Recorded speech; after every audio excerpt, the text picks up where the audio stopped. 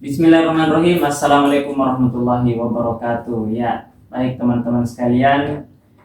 Kali ini kita mau bincang sesuatu yang spesial, bukan lagi menarik, spesial sekarang ini ya. Jadi dalam waktu dekat spesial kita akan memperingati momentum Hari Pendidikan Nasional. Ya, jadi salah satu saya kira dimensi dari pendidikan adalah sekolah. Walaupun saya kira suatu keliruan kalau kita mengecilkan makna pendidikan dengan arti sekolah, tapi pada objek ya pada sekolah, karena kan kata Ki Hajar Dewantoro itu kan setiap orang adalah guru dan setiap tempat adalah sekolah. Itu jadi makna pendidikan sangat luas saya kira. Tapi kita coba ngobrol soal sekolah. Pertanyaannya cuma satu, ya. Simpel juga. Apa yang sekarang ini dirasakan, maksudnya dalam kehidupan nyatanya teman-teman ini, yang seharusnya mungkin didapat di sekolah tapi ternyata tidak diajarkan? Dari Ari dulu.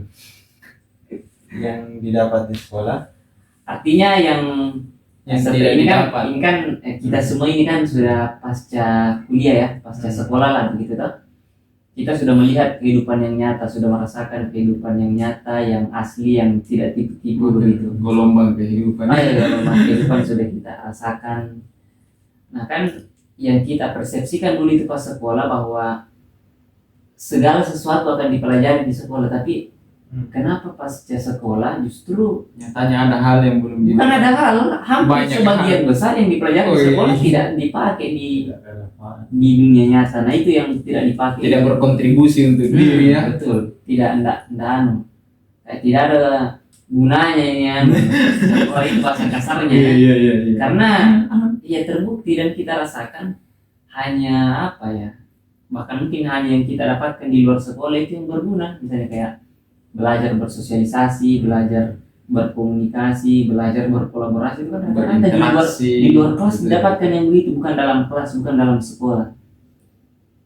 Jadi pertanyaannya itu, pelajaran apa yang menurut teman-teman, atau ini deh saya mau pertanyaan, pelajaran apa yang harusnya diajarkan di sekolah? Yang mungkin harus didapat ya di sekolah. Iya, yang harus didapat di sekolah. Jadi ada, kalau saya Iya. Jadi ada satu kejadian di mana saya pernah jadi mendampingi salah seorang anak chef. Anak chef. Dia itu dari utusan dari Saudi mengajar di salah satu universitas di Makassar. Minta anaknya ditemani kalau gurunya lagi menjelaskan. Translator ceritanya. Translator. Interpreter ceritanya. Nah, penerjemahnya itu sih. Ya, penerjemahnya gurunya, penerjemah guru misalnya. Saya setiap masuk saya juga masuk. Nah, ada momen yang membuat saya semacam kok bisa. Itu ketika saya dipesan sama si syekhnya, orang tuanya anak. Orang tuanya anak. Jangan tidak usah, maksudnya jangan terlalu dipaksakan soal matematika. Iya.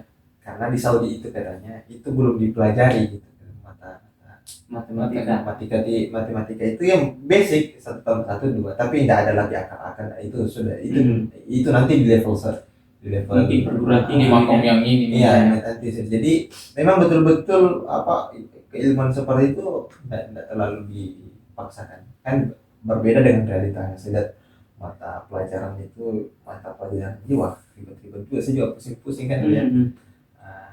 Ini anak kelas berapa ini? SMP? Itu kalau itu tuh SD ya, kelas 5 ya, kelas 5. Saya hampir bengong katanya kok bisa ya. Maksudnya kaget dengan syekhnya kenapa pesankan begitu atau? Jadi dan cuman itu matpel itu saja yang dipesan, jangan terlalu dipaksakan. Kalau begitu ya. Ya kalau dia tidak bisa biarkan saja, jangan terlalu dipaksakan. Tetapi ada satu yang buat saya ini, jadi saya tanya, jadi gimana kehidupan kalau di rumah.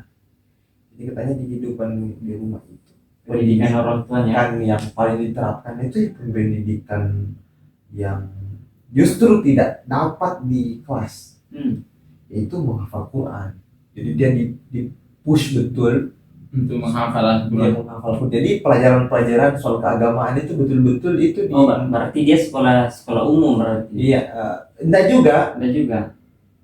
sekolah agama juga. Iya, iya. Ya, bahkan meminjam salah satu apa namanya nama universitas tertua di dunia. Jadi pelajaran tapi ketika saya tanya ini anak itu katanya pelajaran yang itu menghafal Quran, menghafal hadis-hadis dan sebagainya. Jadi saya pikir biasanya saya membandingkan dengan pendidikan kita di Indonesia kan itu sekarang saya lihat pelajarannya anak kan betul-betul saya chaos sebenarnya kalau lihat Yang kita pelajari dulu pas SMP. iya itu SMA. kalau kita kan tidak terlalu seribut sekarang. Iya, iya. Dan Kalau bilang dasar betul. nah yang Kalian saja. jadi yang saya lihat yang dia terapkan ke anak ini si ayahnya itu adalah pendidikan karakternya. Nah itu mungkin yang ya kalau secara bagi saya ya yang harusnya tidak boleh alfa begitu maksudnya. Pokoknya tadi apa pendidikan karakter? Iya pendidikan karakter yang mesti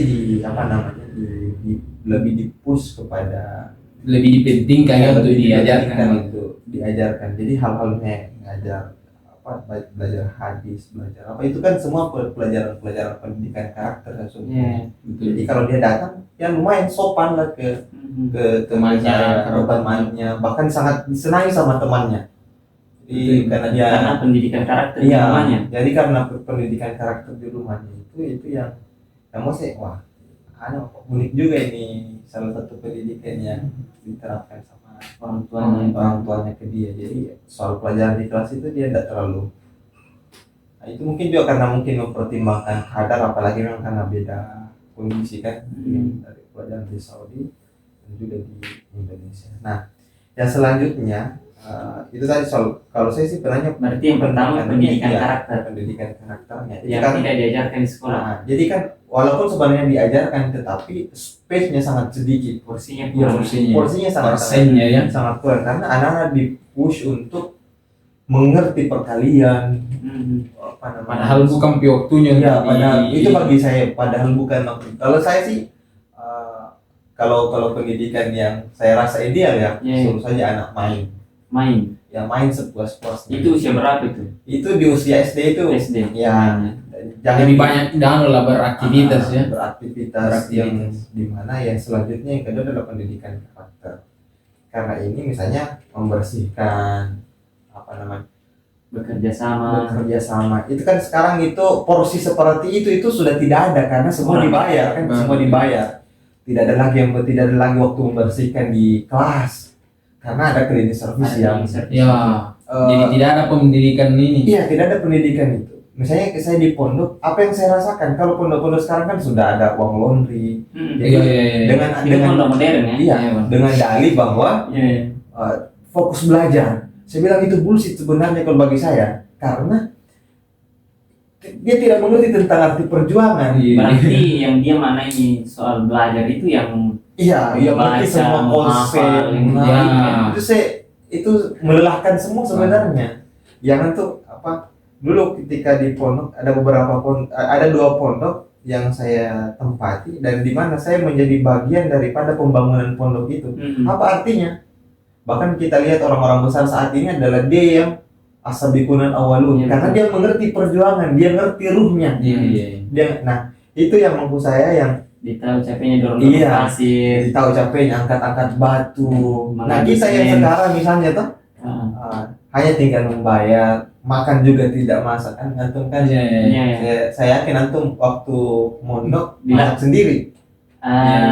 Saya justru dilarang kalau saya. Dilarang ya masak sendiri di. Kalau saya ada masanya masak sendiri, ada masanya di. Artinya kalau masak sendiri sembunyi-sembunyi. Oh gitu. Saya dulu ada memang jadi begitu kita SMA, Jadi kita disuruh untuk jadi sudah beda. Mandiri ceritanya. Iya.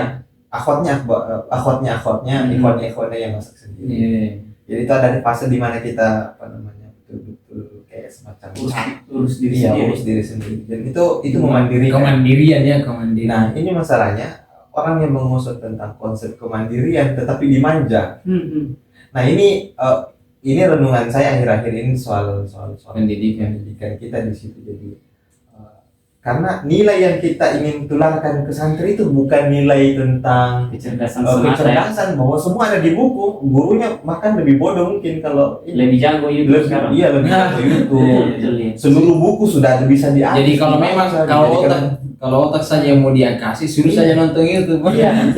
tetapi yang perlu yang perlu sebenarnya dia itu ruhnya ini anak mau kemana dia, Iya. ruhnya ini orang mau Mentalitasnya. iya mentalitasnya ini. Kalau misalnya dia dapat masalah, dia critical thinkingnya bagaimana, nah, itu kan yang tidak yang maksudnya Tidak didapatkan ya.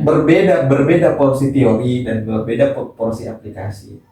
Dan kita menyaksikan orang-orang yang tokoh-tokoh hari ini itu adalah tokoh-tokoh yang bukan zamannya dia hidup di mana ada banyak laundry. Iya, yang enak-enak gitu ya. Iya. Iya, Nggak istilahnya ada cleaning service-nya. istilahnya mungkin pernah merasakan Justru pahit-pahitnya. justru biasa kan kalau kita lihat cerita-cerita tokoh-tokoh bangsa atau tokoh-tokoh agama yang sukses itu kan hampir dibilang porsi belajarnya itu dalam arti yang dalam kelas itu sedikit. Sangat sedikit. Justru mereka itu belajar tergiat semen, Iya betul. Di masak situ, sendiri, Banyak cuci sawah. baju. Iya emang begitu. di situ dia diajari tentang Betul. hadis begini hadisnya kalau jadi lebih aplikatif. Betul. Jadi ada satu cerita Sambil kerja sambil belajar. Iya, Pak. Jadi ada satu cerita, ada salah seorang tokoh di Sulsel. Hmm. Kalau saya sebut namanya paling pasti Iya. tahu sekali. Jadi kebetulan pimpinan saya itu bergurunya di situ, berguru langsung di situ. Iya. Dan pelajaran seperti itu ya di hutan. Iya. Jadi Langsung ya. sambil gerilya misalnya di hutan dia belajar tentang Islam. Dan betul-betul maksudnya itu komplit keilmuannya dan Langsung dilaksanakan. Iya. soalnya. jadi ada satu pesannya guru saya itu, dia bilang begini, enaknya belajar agama begitu ditahu langsung bisa diaplikasikan.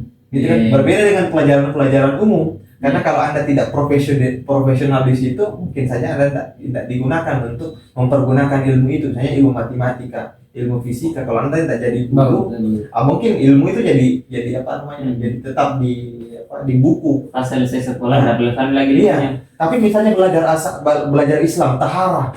Anda begitu dewasa, taharah itu sudah komplit. Belajar apa lagi? Belajar muamalah.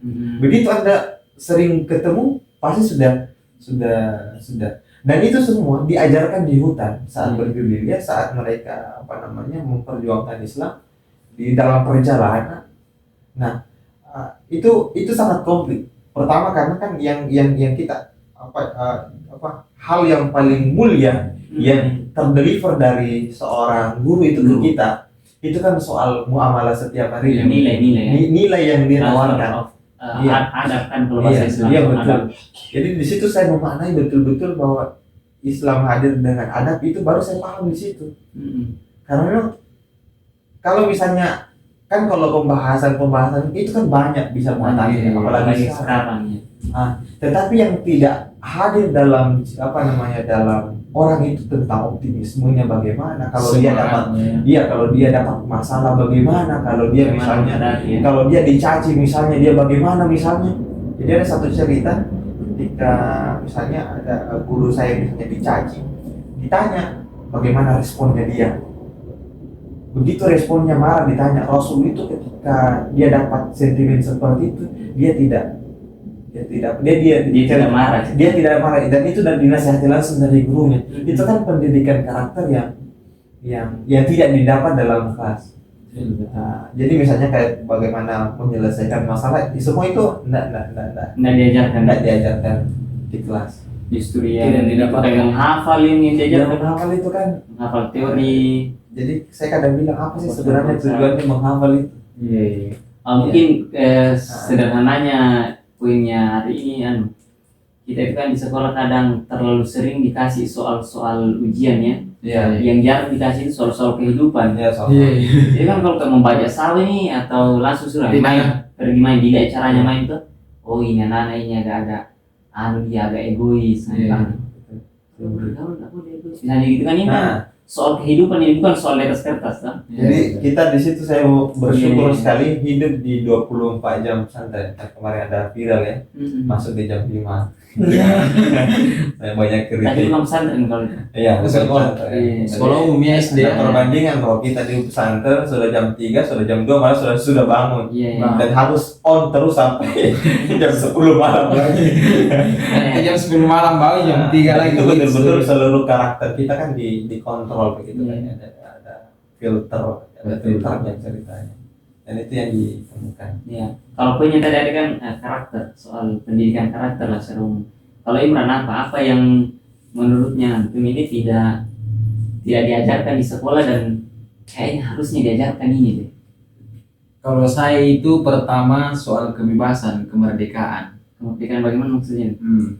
Kebebasan dan kemerdekaan yang saya maksud di Ya, sini. jangan Ini sampai- saya Ya sampai tidak merdeka waktu. Iya, inilah saya pernah dengar baca artikel dari Ki Hajar itu, toh, bahwa kan dia ya salah satu pencetus bagaimana pendidikan di Indonesia yang bagus lah tuh, yang baik dari dia pulang ke beberapa negara Negara kita bilang tokoh pendidikan tokoh karena pendidikan. kalau fungsi pendidikan ada orang sebelumnya dia tapi Ya betul. padahal kan pendidikan juga cuma bukan dia Iya, yang betul. kata. Dia salah satu poin yang paling saya tangkap itu soal kemerdekaan dan kebebasan gitu. Siswa dan siswi gitu untuk belajar. Saya sempat sih berpikir pas ini, makanya saya tertarik baca artikelnya kenapa dia sampai mengatakan itu. Kenapa itu penting kebebasan dan kemerdekaan kita ini? Pertama, kebebasan kita untuk memilih apa sebenarnya yang saya mau pelajari. Supaya saya tahu apa tujuanku itu belajar ini. Artinya dia lebih apa namanya?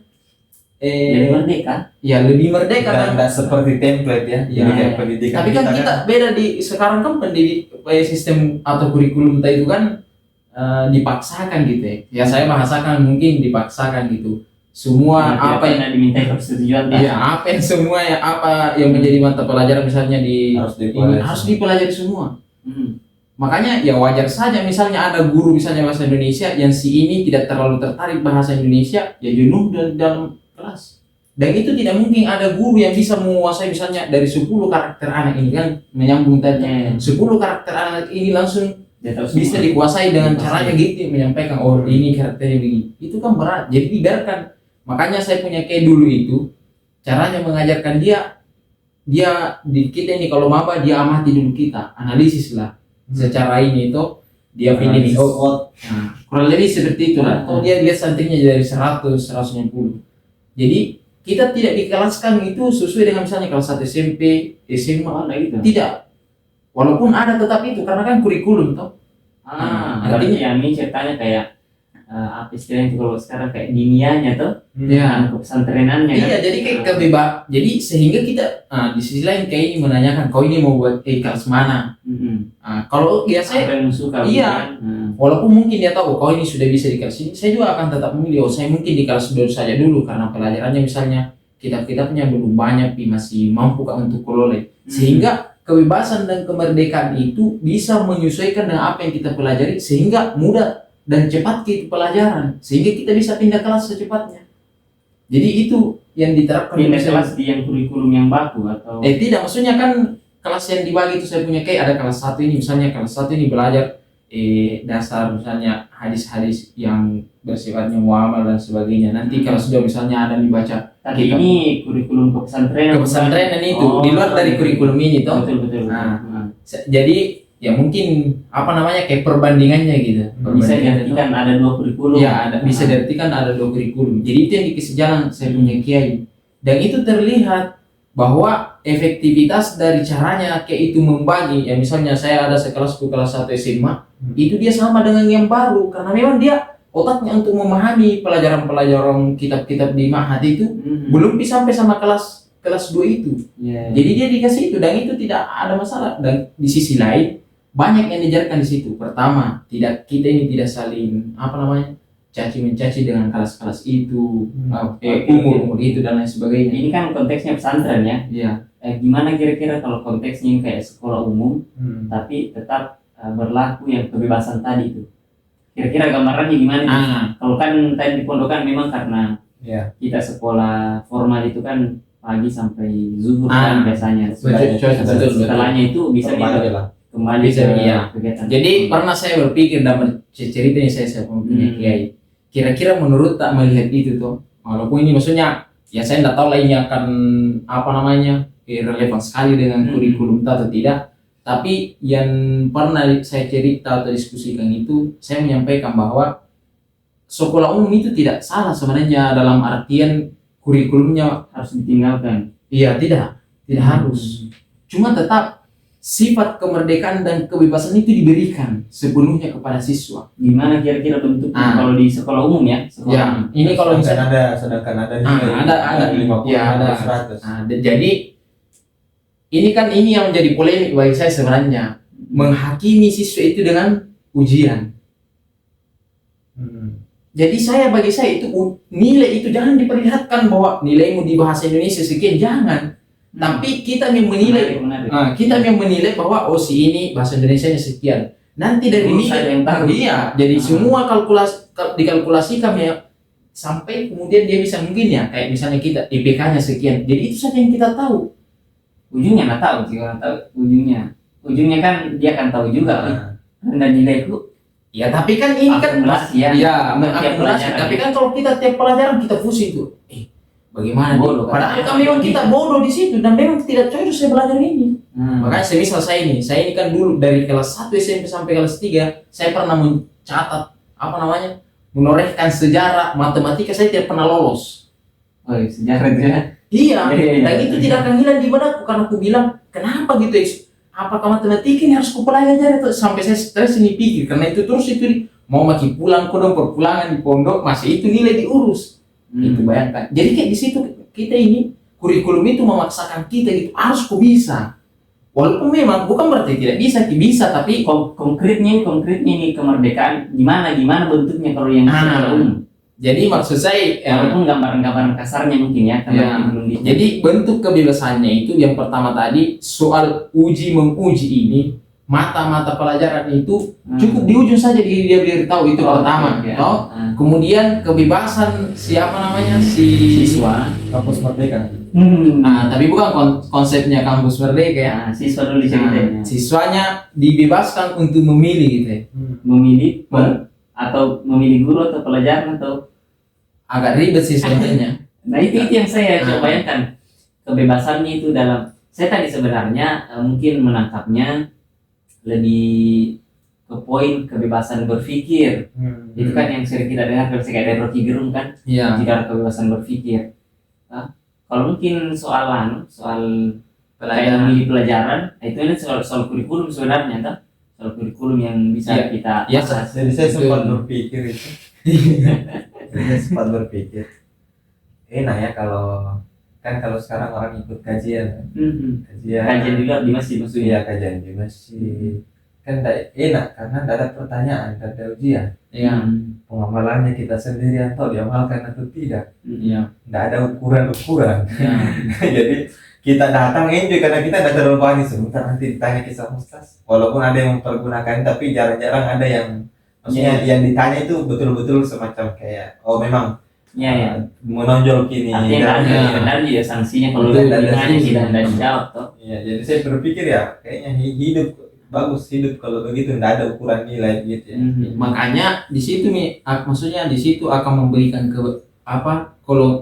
kebebasan. Di sini misalnya kayak dihakimi dengan merah nilainya ini dan sebagainya. Itu kan kayak gimana ya maksudnya? Ya seharusnya diterima bahwa sampai di situ memang dia batas kebisaannya dari pelajaran itu. Itu mungkin karena kalau saya. Ya memang soal sistem sebenarnya kalau ini kan. Ya. Di sisi lain sistem memang jangan ada yang dikasih tinggal kelas. Iya. Toh? Saya teringat dengan candaan Ustadz.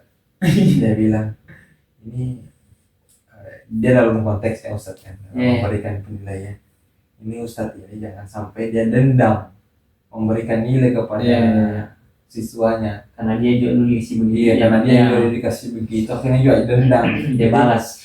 Jadi dia sebenarnya lampiaskan lagi ke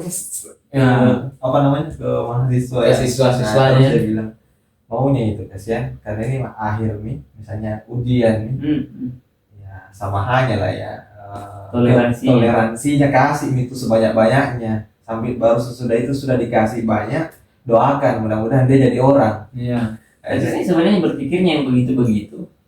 Di sisi lain sejak awal kita memperlihatkan bahwa ketidakadilan itu dari sekolah. Ya, Karena bisa jadi ya. Iya karena gitu kan. Orang ada orang yang rajin belajar. Ini yang rajin belajar sama yang malas pasti berpikir, perasaan rajin bisa belajar ini juga di kelas ini biasa tidur misalnya, atau bahkan kan kita biasa mengukur teman-teman tuh, kenapa bisa sama nilaiku? Nggak adilin dosen. Akhirnya justru yang lahir itu sifat kebencian. Jadi Ya. dulu waktu Saling apa namanya membenci. waktu ujian di Mahat apa namanya kan teman-teman itu semua pada penasaran lihat Nilai nilai. Saya tidak pernah pusing.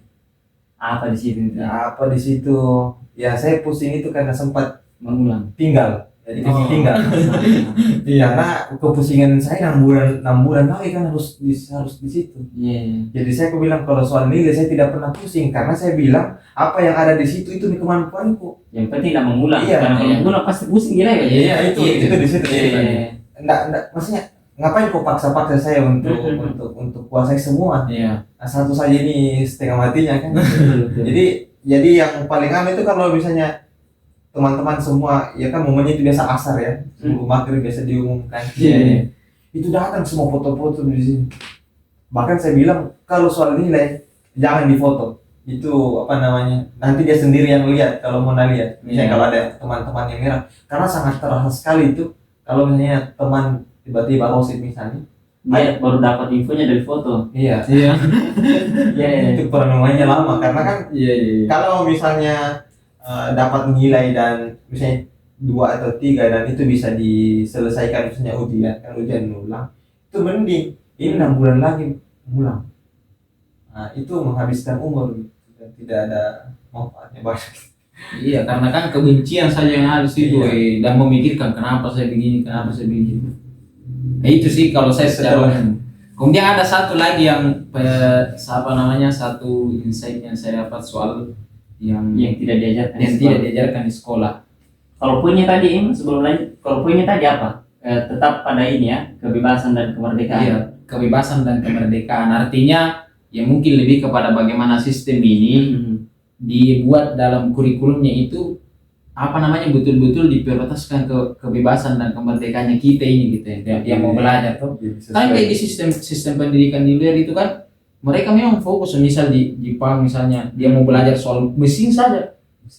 Walaupun misalnya ada perlu belajar misalnya matematika karena untuk mengalih-alih kan, tapi yang dasar saja. Tidak harus ngakali ini apa dan lain sebagainya kan. Ya betul supaya dia bisa pakar di situ. Nah, kalau kita di Indonesia mau membuat seperti itu bagus. Bisa semua ditahu ya. Ya itulah kurikulumnya ya yang mengajarkan kita mau tahu semua. Padahal saya menangkap sebenarnya kritik sistem sebenarnya tadi. Dan kalau kurang nilainya harus membayar lagi supaya dia kan. Nah, kemudian satu lagi yang saya sampaikan terkait dengan apa yang tidak ada di pendidikan itu khususnya di sekolah umum ya. Yang soal job skill dan soft skill ini tidak seimbang. Apa dulu itu job skill sama soft skill? Soft skill ini kan lebih kepada itu tadi otak saja diisi, jadi kayak tidak ada kayak pelajaran kemandirian. Itu kan job skill. Artinya intelektual begitu saja. Iya intelektual saja. Kau hafal ini, kau ini, laundry apa urusan. Pokoknya urus diri saja. Jadi yang ada di pikiran itu memang diciptakan untuk menghakimi orang. Kalau tidak sesuai dengan standar ini berarti kau harus bergeser. Itu soft skill. Nah itu soft skill. Job skillnya ini yang tidak ada. Job skill itu maksudnya? Job skill itu keterampilan mengeksekusi atau apa maksudnya? Iya, misal ada teori misalnya kayak kita belajar soal pertanyaan misalnya bagaimana cara menjalankan job skillnya itu kalau kita dulu di pesantren semisal saya punya kayak dibagi kita ini dikasih lahan 10 kali 10 tuh 10 kali 10 tanam lombok diajari teorinya banyak jadi lahannya itu kalau 10 kali 10 satu orang dikali 500 sedikit ya angkatannya kayak ini 100 orang. banyak ya lumayan banyak 100 kalau saya dulu di pondok bedeng 2 kali 1 kayaknya 1 lebarnya 2 panjangnya 10 kali 10 kita ini dulu. kalau saya. Nah, jadi Terus kalau ini. jadi kita di sana itu mencangkul sambil diajari bilang oh seperti ini pupuknya sekian kalau umur sekian. Jadi terbangun job skill, jadi orang kalau apa namanya kita yang berpikir bagus saya jadi tidak hina gitu apa namanya jawabannya iya bahwa petani ini tidak hina gitu sehingga kita juga dan orang tua juga memahami bahwa jadi petani bukan sesuatu yang hina. Setelah saya belajar S1 SD S3 pulang bertani karena kan jelas gitu. Setelah saya tahu pada kapan. Itu dia. pulang bertanya. Jadi job skill itu yang kurang. Misalnya bagaimana menjadi entrepreneur itu Job kurang. skill ya. Ya, menjadi pemimpin. Berarti menurutnya relevan sekarang ini ya kampus Merdeka. Magang-magang itu. Ya, saya enggak bisa menyampaikan relevan atau tidak karena saya enggak dalamnya soal kampus Merdeka itu. Tapi yang saya inginkan dalam kurikulum itu sistem pendidikannya kita ya harus seimbang itu job skill dan soft skillnya. Kalau memang ada anak yang memang siap untuk memakai akal saja, maka ya posisinya enggak apa-apa. Tapi kalau mau diratakan semua kan. Tapi kemarin saya dapat sempat nonton videonya Pak Nadiem Makarim itu. Jadi ada satu sekolah katanya untuk job skillnya itu di mana satu saluran sekolah itu anaknya dikasih memilih atau dia semacam kayak istilahnya kayak dimagangkan aja Seperti pulang praktik sekolah gitu menemani ibu-ibu yang di pinggir jalan menjual dan setelah itu ditanya kamu senang? Happy sekali katanya dapat uang gitu kan. Nah, jadi maksudnya kalau saya sih ada sedikit sepakatnya dengan konsep pendidikan sekarang yang cuma memang karena itu ya ada magang-magang gitu. Iya, jadi cuman memang mungkin karena sistemnya ini yang sudah lama ini terlalu kuat, memang harus ada orang yang lain memang pikirannya supaya mendobrak ini aturan yang sudah bagus sekali. Memang harus orang-orang gila yang memimpin kan. Iya betul. Karena kan itu sebenarnya saya kan dapat insight itu setelah baca. Saya dari dulu itu mempertanyakan kenapa ada pesantren, kenapa ada sekolah umum. Istilah itu yang jadi ini di kepala di benak saya itu kenapa ada sekolah umum, kenapa ada pesantren, dan kenapa dipilih, dan kenapa ada orang yang mengatakan bagus kok di pesantren, tapi istilahnya mengatakan bagus di sekolah umum, bebas gitu. Tapi ya itulah maksudnya, itulah yang membuat teka-teki di dalam benak saya sehingga saya baca-baca tulisan-tulisan atau buku-buku pendiri pesantren seperti pendiri Gontor, Bone misalnya, termasuk pendiri pesantren saya kan. Salah satunya itu kan itu yang tadi sama saya punya makanya kayak ada perbandingan kurikulum yang dia buat dan itu tersistematis dan rapi. Maksudnya apa yang ingin apa yang Ustadz Kiai ini pikirkan untuk pencapaian santrinya dapat ya. Kalau Imron kan ada kurikulum sendiri. Kalau antum kemarin atau di pondok? Saya pondok itu karena pondok modern ya. Pondok modern, kemudian yayasan keluarga. Iya, bukan keluarga saya, maksudnya yayasan itu kekeluargaan gitu kan. Saya relatif itu aktivitas diniahnya, bahasanya sekarang begitu, diniahnya itu kurang. Yang ke pesantrenannya. Jadi dari pagi sampai siang kuliah, baru saya di pondok itu. Sekolah. Iya. Oh ya, kuliah, sekolah ya. Saya kaget juga kuliah. Iya, sekolah. Ada yang tinggal di luar. Kalau teman-teman ini kan mungkin di asrama semua ya. Iya. Kalau saya ada yang pertama saya di asrama semua. Saya ada yang dari luar. Jadi memang betul-betul dari pagi sampai siang itu. Jadi kayak sekolah umum. Yang bedanya itu ya bajunya dengan yang lain. Pelajarannya hampir sama. Yang membedakan ada tambahannya. Kalau mungkin sekolah umum tidak ada belajar fikih, kita ada belajar fikih. Iya, karena belajar hadis, belajar akidah akhlak, kan begitu. Tapi selebihnya sama.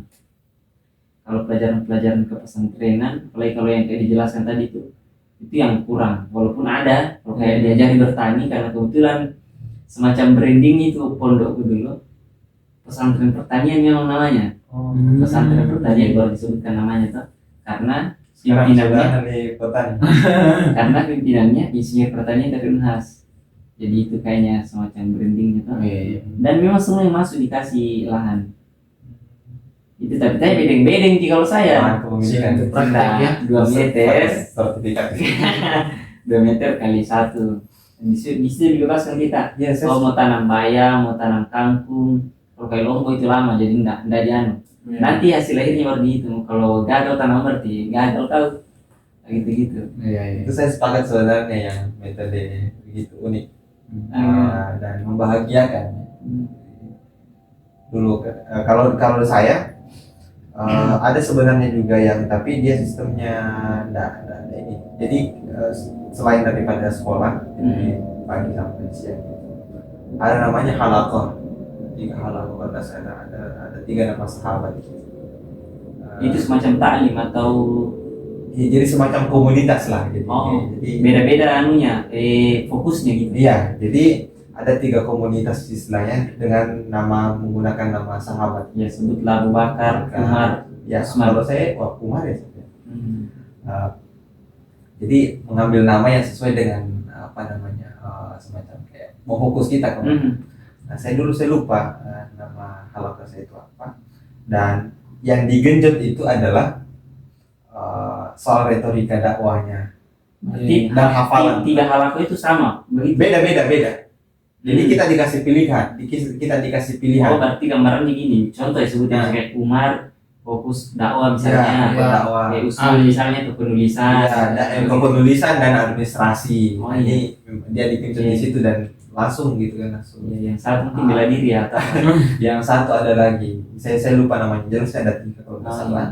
Nah, saya itu ambil yang dakwah dan tahfiznya. Oh iya. Jadi ada tahfiz saya menghafal surat-surat pilihan dan itu di press begitu.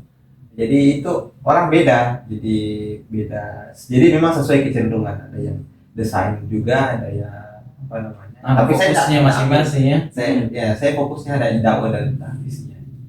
Jadi kegiatan kita itu full di situ dan cukup dinikmati. Itu tiap hari tuh. Iya, tiap hari. Itu dinikmati karena Tapi setelah sekolah ya. Iya, setelah jam sekolah itu dinikmati karena itu pilihan kita kan, itu pilihan kita. Ya, itu yang mau kita Kayak ekskul ceritanya gitu. Iya. Iya. Kita setiap ada waktu untuk ceramah gitu. Jadi seluruhnya bawa materi, ada juga jadi basic trainer, jadi trainer. Jadi itu kita siapkan materi, kita presentasikan. Jadi kita disuruh membaca dan sebagainya. Itu untuk menunjang bahwa kita sebentar malam ini akan presentasi di hadapan banyak orang. Dan ini betul-betul real. Sampai kita jam 10 itu dan itu dinikmati. Kalau saya dulu di pondok setiap akhir semester biasanya kayak perlombaan gitu toh. Oh ya, sama berarti sama saya. Iya. Kalau kelas-kelas gitu enggak. Kalau saya tidak. Jadi kayak itu yang salah satu yang memberi efek besar. Misalnya jadi kita ada debat misalnya di dalam antara kita, disiapkan wadah untuk kita bertukar pikiran, berdebat, dan kita didampingi oleh sama pembina gitu. Jadi dan kita menikmati itu salah satu momen yang paling berkesan waktu saya mondok sekolah ya. Saya mondok. Iya. Kalau kan berkuliah sendiri. Ya. Kalau saya seperti itu cara School. mendidiknya saya. Iya. Makanya alumninya itu ya ada yang memang maksudnya ini geluti masalah pertanian sehingga banyak. Apa saja yang ada itu ada pertanian yang dibuat kurikulum sendiri di pondok. Pertanian sama ini apa namanya peternakan ada tapi dia sifatnya tidak dibuat kelompok yang mau atau saja olahraga atau apa. Kalau olahraga kan ada seperti kita suci kemudian olahraga lain. Makanya apa namanya saya punya pesantren termasuk yang maksudnya kayak lomba-lomba futsal, voli itu selalu dapat juara kalau misalnya kayak sekabupaten itu. Ada latihan gitu. Iya, ada latihannya sama dakwah. Kalau dakwah itu kan ada kayak kelompok-kelompok dan setiap pekan naik. Tapi tiap bahasa tuh itu makanya apa namanya santri-santri dari sana itu selalu mewakili tingkat kecamatan. Jadi tapi itu yang mau saja, yang mau saja yang misalnya, minat saja. Iya, yang minat saja, nggak bisa dipaksakan semua. Kalau begitu kan, jadi kalau di saya lomba-lomba itu tidak terlalu dipilih. Yang mau saja. Tidak, memang ceritanya semacam doktrin begitu, jangan tidak usah ikut lomba-lomba gitu kan. Oh, mungkin dikhawatirkan kita belajar karena lomba. Ya gitu, jadi Iya. ada seperti itu. Nah, yang itu yang digeliatkan ceritanya itu kalau ada jamaahnya butuh khafif, nah kita langsung diterjunkan lah gitu. Jadi pengalamannya langsung tahu medan Mentalnya dilatih, langsung juga Ya, gimana langsung. di masyarakat kan. langsung imam gitu, langsung Langsung dirasakan langsung manfaatnya. ceramah. Kalau Ramadan itu sudah kita begini lah pikiran. Nah, kita sambil mandi keringat. kita lagi disuruh ini, lagi sopoknya enggak terbuka kan. Hei. Saya sebenarnya ada satu insight sih sebenarnya. Saya kiranya tadi Ali mau angkat itu soal mengelola keuangan. Iya, saya sebenarnya mau angkat, tapi ya Iya. saya bilang Ya, ini kalau kita punya waktu panjang, kayaknya ini menarik di diskusi soal mengelola keuangan. Entah di sekolah umum ataupun di sekolah pesantren, itu kita semacam secara mentalitas kayak punya jarak dengan uang. Padahal apapun jenis suku ta, apapun jenis agama ta, uang ini dibutuhkan dalam kehidupan. Nggak ada orang nggak butuh uang. Walaupun saya nggak sepakat juga seluruhnya. Bukan berjarak, memang dikasih berjarak dengan uang. Kan ada yang bilang uang memang uang bukan segalanya, tapi segalanya butuh uang. Walaupun saya tidak terlalu sepakat dengan kata-kata itu karena tidak segalanya butuh uang, ada yang tidak butuh uang. Tapi paling tidak yang bisa kita tangkap, kita butuh uang itu. Tapi Dan kita tidak diajari cara mengelola uang, bukan sekedar cara mengelolanya, diajari dari cara mencarinya, cara mengelolanya, cara mengembangkannya, cara memproteksinya. Ya betul. Itu tidak diajari kita. cara memanfaatkan Kan yang diajari itu ya, diajari meminta. Ada pembayaran dari pondok, dari umum. Nah, nanti dikasih karcis. Iya. Oh. Setelah itu tidak ada, sudah selesai lagi. Bulan depan ada lagi uang lagi. Jadi semacam begitu. Jadi kayak tidak ada memang kayak maksudnya pendidikan kemandirian ekonomi ya. Iya, pendidikan kemandirian ekonomi itu yang saya rasa sebenarnya pasca setelah menikah gitu. Jadi Betul. ada banyak pendidikan keuangan Mungkin pas itu setelah menikah dan dekat-dekat ini kan di situ kita harus nggak betul ya. Gimana dicari uang ini? Nah, saya misalnya tanya ya secara sederhana saja, ini menarik soal uang. Nggak usah dijawab maksudnya nggak usah dijawab detailnya, cukup bilang ya atau tidak. Pernah nggak teman-teman semacam menulis-nulis baik di pikiran atau bahkan langsung sumber-sumber pendapatan itu dari mana saja? Ini kan kaitannya tentang membaca potensi diri yang bisa mendatangkan uang. Pernah nggak? Kalau saya tidak, Tidak. belum pernah ya. Ali? Pernah, Pernah. Ya? sering malah. Sering. Artinya kalau begitu berarti memang literasi keuangan sudah ada sedikit kan? Iya, Itu yang sekarang pertama. Beca Cara dapat uang dulu. cara Tapi kalau menekan. dipikir Pak, iya, cara menekan. Kita kan kebanyakan berpikirnya di mana dapat uang. iya. Cara memikirkan cara uang datang itu tidak pernah. Padahal itu step awal loh. Betul. Bagaimana caranya itu uang datang ke kita? Itu mungkin juga ada salah satu permasalahannya. Kalau yang saya rasa ya, karena selama ini kita yang dikasih.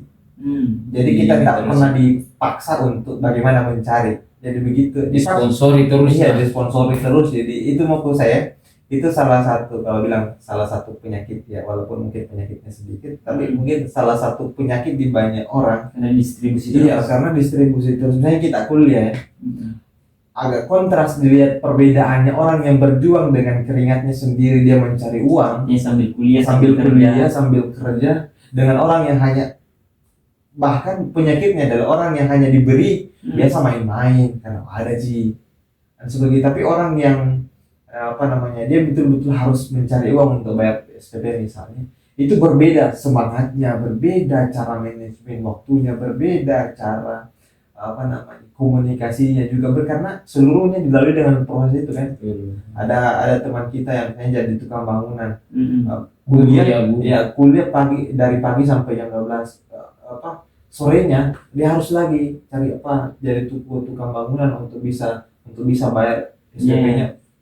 Jadi itu ada perbedaan yang kontras secara mental. Kita yang terbiasa mungkin dikasih mental untuk bagaimana cara mendapatkan itu. Saya sebenarnya itu kalau sekedar dikasih ya, memang akarnya itu di pengetahuan, di literasi finansial. Kan kalau kita ada ilmunya, kita bisa manage. Hmm. Pendapatanku ini pertama dikasih orang tua. Ya. Yang kedua misalnya karena punya basic dari pondok misalnya biasa khutbah. Ada Bisa dihitung-hitung. Iya. Artinya gitu lah. Dikalkulasi ya. Bisa Kalau dikalkulasi. langsung kapan begitu? Saya baru juga baru Iya, baru belakangan iya. Jadi baru sadar. Nanti setelah pasca gitu. Itulah artinya ini yang agak krusial menurut saya tuh. Karena mungkin tidak semua bidang juga yang mungkin kalau kayak orang yang bergelut dengan dunia keilmuan mungkin apa ya semacam gaya hidupnya itu terhadap uang mungkin tidak terlalu besar. Yang besar itu dia membeli buku misalnya tuh. Iya. Tapi tetap butuh uang Kan butuh uang. besar Iya. juga kan. Iya, kan satu buku sekarang harganya sudah sama dengan baju Iya betul. baju jas. Iya, iya. Jas 500 jas yang keren itu. Hmm. Ada kan yang apa Iya, yang iya. berjilid itu kan? Iya betul. Satu jas itu satu paket. Nah itu yang literasi finansial yang sangat kurang. Nah itu yang menurut saya kenapa orang miskin itu tetap miskin dan kenapa anak orang kaya dia cepat kaya. Jadi bukan sekedar privilege menurut saya, tetapi mindsetnya terhadap uang. Iya. Iya, mungkin kita ya sebagai kalau kita mengakui kita miskin finansial ya, ya. kalau kita akui diri kita miskin, mungkin kita benci. Tidak ada yang menghalangi. Mungkin kita benci sama anak orang kaya kan, apa ini anak orang kaya ini gampang di sekolah apa begini tidak anu lagi. Tapi kita lihat kita kondisi kita begini terus, sedang kita mencaci maki terus, dia begitu semakin melejit. Karena pertama mindsetnya atau mentalitasnya juga terhadap uang. Kita kadang mungkin karena susah dapat uang, akhirnya kita pakai dalil agama Pesimis. untuk melindungi diri Mempromosi. bahwa ini dunia jini. Iya kan selalu gitu. Jangan terlalu serius. Itu jangan terlalu serius artinya yang uang ini kan uang ini dunia nah bilang tuh. Iya Pak, dan ini yang saya ingat karena saya baru dengar videonya. Salah satu faktor kemunduran umat Islam itu katanya kalau kita cerita umat ya, itu yang pikiran begitunya. Iya. Pikiran begitu artinya tidak moderat caranya melihat dunia dan akhirat. Harusnya dia Iya, ada satu kelompok yang melihat bahwa kita ini dunia satu kali jadi hidup, urusan akhirat belakangan. Itu ekstrim sebenarnya. Iya. Ada juga yang ekstrim satu yang mengatakan bahwa yang penting ada di makanan untuk hari ini tanpa misalnya mempersiapkan hari besok atau apa untuk anak dan seterusnya. Itu ekstrim juga menurutnya. Jadi yang diseimbangkan itu kita sungguh-sungguh di dunia ini untuk akhirat, itu yang berat. Jadi cari uang banyak-banyak supaya kita bahagia dunia akhirat. Apalagi sekarang supaya bisa sekolah. Karena sangat rentan kita melihat walaupun ada yang mendapat keberuntungan, ada anak miskin yang dapat keberuntungan yang dapat beasiswa sebagai. Tapi memang dilihat akhir-akhir ini semakin kesini, semakin komersialisasi, Semakin kesini semakin kesana. Pendidikan kan itu sangat terasa. Bahkan sangat rentan kita melihat orang yang lanjut pendidikan itu orang yang betul-betul punya privilege. Bayangkan kan harga yang jutaan itu untuk satu semester itu mahal sekali. Iya, ada keluarga saya, ada keluarga saya sudah ini, tapi gara-gara uang dia mundur untuk kuliah Karena mahal sekali. itu sudah mahal sekali. Dan itu realitas yang terjadi. Apalagi di jenjang apa namanya? Kan dulu ada beberapa tidak lama juga ada satu media yang meliput bahwa sekian puluh % itu penduduk orang Indonesia itu tidak mampu melanjutkan pendidikannya Jadi yang lebih tinggi karena uang. Misalnya Iya. Dan itu sebenarnya kalau mau dilihat dalam kacamata literasi finansial kan seharusnya kita bertanya juga itu. Walaupun mungkin kalau dalam kacamata agama tidak semuanya harus dihitung dengan akumulasi uang akhirnya kan. Ada juga misalnya soal spiritual, soal pembentukan akhlak.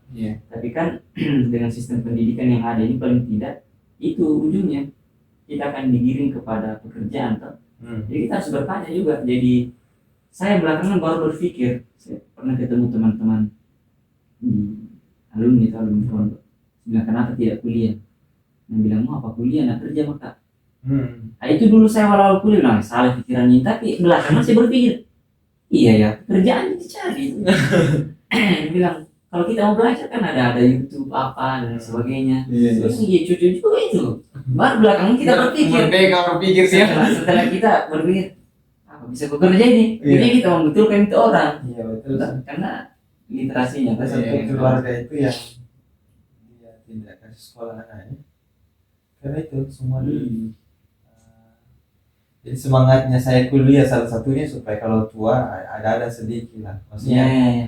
Kan kalau kita mengandalkan kerja kan itu usia produktif kita mungkin sampai Limited ya. 40 tahun 40 tidak limited kalau kerja ya kerja misalnya fisik. ya kerja fisik kita tidak limited maksudnya mungkin kita sangat mewah-mewahan kalau karena Masih muda. masih kuat tapi begitu mungkin 40 tahun saya belajar di bapak saya 40 tahun Sudah mulai. sudah mulai benar-benar naik.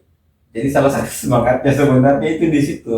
Kenapa saya misalnya lanjut pendidikan ya? Tidak mau berakhir sengsara ya. Ya setidaknya ada ada. tidak apa nanti kalau sudah ke kuliah begitu ada mau pekerjaan ya di mana tidak terlalu seksa misalnya kalau sampai di umur tua ya di umur tua. Beda kalau misalnya pikirannya di awal adalah kerja tetapi tidak banyak juga didapatkan orang yang kerja hari ini itu dia punya akal baik maksudnya kumpulkan modal Ya. buat usaha yang ongkang-ongkang juga kan sudah ada modal. Nah masalahnya di kita sekarang ini mau berbuat kemampuan ada tapi tidak ada modal.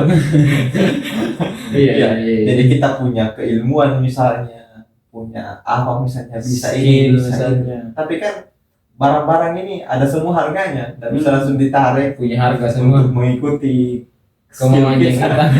Ada harganya kemampuan kita untuk apa namanya bicara yang elektronik kan sekarang tantangannya pendidikan yang sekarang itu kan itu lebih mahal banyak menghabiskan waktu di kota misalnya di kota internet belum lagi kalau pakai laptop Karena sekolahan Iya. sekolah daring ya. dan laptop kameranya ini laptop yang harus dibeli harus mahal lagi. Berbeda dulu kalau manual kita di pinggir-pinggir masjid sudah dapat ilmu dari dosen.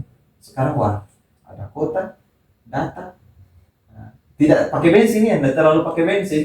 So, bensin kan murah dibanding kota. Iya betul. Di seluruhnya ada uang.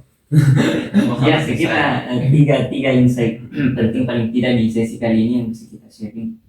Yang pertama tadi soal penguatan karakter atau pendidikan karakter. Yang kedua saya melihatnya soal sistem tadi ya, sistem yang memberikan kebebasan kepada orang. Dan yang ketiga soal literasi finansial. Saya sebenarnya masih sangat tertarik membahas ini. Insyaallah kapan-kapan boleh kita diskusi panjang tuh soal literasi finansial. Ya semoga sudah menikah juga. Ya, Supaya lebih komplit. Bagaimana? lebih konkret ya. Ya begitu datang uang, bagaimana menekan supaya tidak terlalu kemana-mana.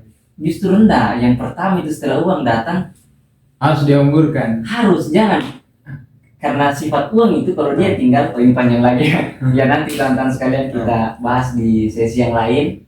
Paling tidak itu 3 insight yang bisa kami berikan pada momentum peringatan Hardiknas Hari Pendidikan Nasional 2023 ini ya. Yang pertama pendidikan karakter, yang kedua soal sistem pendidikan, dan yang ketiga soal literasi finansial.